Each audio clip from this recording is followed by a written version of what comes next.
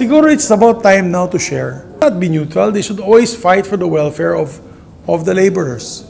Aron makapamuhi og disente ang kadaghanan sa mga Pinoy nga nanarbaho. Ilabi na sa mga anaa lang sa minimum ang sweldo, gisaad ni Senate President Juan Miguel Zubiri ang paspas nga pagpasar sa sugyot nga usbaw sa suhulan sa dili pa mahuman ang tuig 2023. Sa press briefing, miaging adlaw, giingon sa maong senador tungod sa pagsaka sa mga bili sa palaliton. Panahon na usab nga i-increase ang ilang suhulan sa mga nahisgutan aron nga dili maduot sa kalisod ang kadaghanan. Tuod bisan dili pa kini appeal sa priority bill sa Legislative Executive Development Advisory Council kun LEDAC, gibutiyag nga adunay importanteng posisyon ang Senado niini. Kung tinaas nyo yung sweldo ng ating mga kababayan, sa tingin nyo itatago nila yun? Hindi nila itatago yun.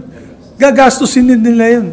So, it will go back to the economy. It may be able to help the increase of the GDP of our country. And it is not at no cost to taxpayer. It will be taken from the big corporations and companies and MSMEs. At ang matutuwa dito, ang milyon-milyon nating mga kababayan na manggagawa. Miuyon usab ang pipila sa mga residente sa maong sugyot balaod nun sa senador aron nga makalahutay ang kadaghanan sa panahon karon asa sinati gayud ang pag-usbaw sa mga palaliton ilabi na sa bugas. Mas maliit lang po talaga ang rate na 300 megit, diba? Kulang po talaga siya sa mahal po ng bilihin ngayon. Mas maganda talaga may dagdag. Sa uban nga na mga trabaho, grabe gyud ako madunggan jud na ako na sa ilahang ana, murag sakto lang, short pa, tapos karon lalo nang bugas perting kamahal.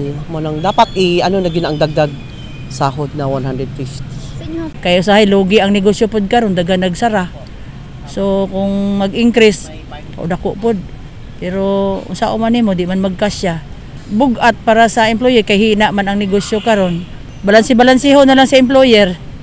Kay usahay ang negosyo.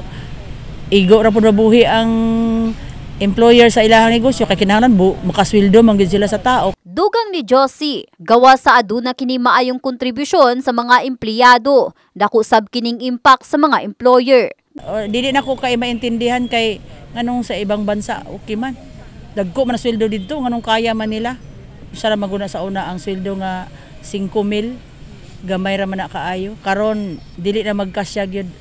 O kung ang sweldo na mag-increase, right time na gyud siya nga magtaas. Dugang pa sa maong senador ang iyang counterpart sa Kamara. Mupasar usab og samang sugyot aron sa sunod tuig maangkon sa mga Pilipino ang gasa. 150 pesos alang sa mga trabahante sa pribadong sektor ang giduso niini nga dugang suhulan. Samtang usa pa sab ka senador ang nagduso usab og 12,000 pesos nga usbaw sa suhulan sa mga minimum wage earner sa gobyerno. Talagang hirap na hirap ang kababayan natin. Bumaba na nga yung GDP dahil siguro sa pagmahal ng mga bilihin. Pag naipasa na namin yan, lalapitan ko na po ang ating Pangulo at makikiusap po ako sa kanya. And pag pumayag po siya, hopefully the mababang kapulungan ng lower house will be able to pass a similar measure so that by next year it will be a great Christmas gift for the Filipino people for 2024. But we need it.